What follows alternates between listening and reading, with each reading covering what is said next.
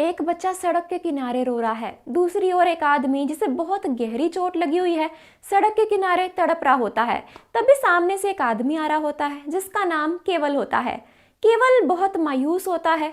रास्ते में उसका ध्यान जाता है कि एक बच्चा रो रहा है और उसके साथ उस बच्चे का बाप भी है जो कुछ ही पल में मरने वाला है। केवल दौड़ता हुआ उस बच्चे के पास जाता है, उसे गोदी में उठाता है और फिर दौड़ता हुआ उस बच्चे के बाप के पास जाता है। केवल उस आदमी को कहता है, आप ठीक हो ना? आप रुकिए, मैं अभी डॉक्टर को बुलाता हूँ। केवल अपनी जेब से फोन निकालता है और फोन मिलाने वाला होता है कि तभी वो आदमी फोन काटने को कहता है और कहता है, देखिए आप डॉक्टर को मत बुलाइए, आप बस मेरी बात सुनिए। केवल उस आदमी की पूरी बात सुनता है। वो आदमी कहता है, देखिए मेरा इस दुनिया में कोई नहीं है, गाड़ी के नीचे मेरी पत्नी है और वो अब तक अपना दम तोड़ चुकी होगी। मैं भी कुछ ज्यादा देर और नहीं जी पाऊंगा। ये मेरा बेटा है, क्या आप मेरे बेटे की परवरिश की जिम्मेदारी ले सकते हैं? केवल कहता है, देखिए आपको कुछ नहीं होगा।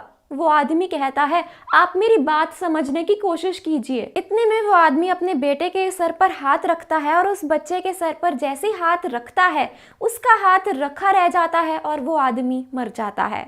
फिर केवल उस बच्चे को लेकर हॉस्पिटल में आ जाता है। केवल उस बच्चे को जाकर अपनी पत्नी को देता है और उसे कहता है, लो गायत्री, हमारा बच्चा।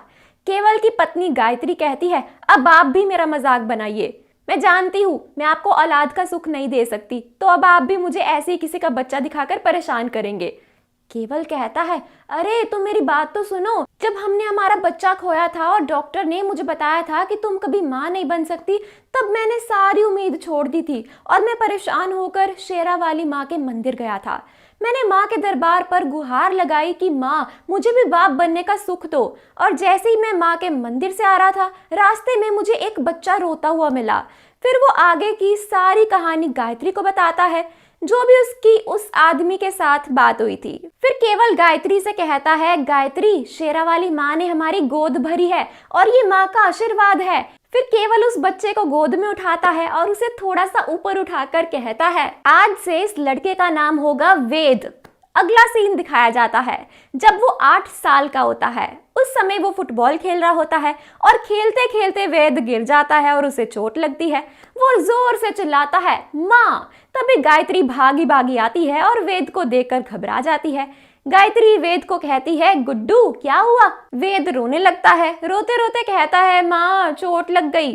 गायत्री वेद को गले से लगाती है। तभी वहां पर केवल आ जाता है। केवल वेद को उठाता है और फिर घर के अंदर ले जाता है।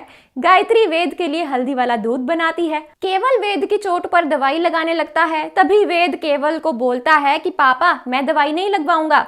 तब केवल कहता है, बेटा ऐसे चोट थोड़ा ना ठीक होगी, दवाई तो लगवानी पड़ेगी। वेद कहता है, पापा मैं दवाई तभी लगवाऊंगा अगर आप मुझे हवाई जहाज लेकर देंगे। तब केवल कहता है, ठीक है। वेद कहता है, मैं तुम्हारे लिए एक बढ़िया सा हेलीकॉप्टर लाकर दूंगा। फिर केवल वेद को दवाई लगाता है।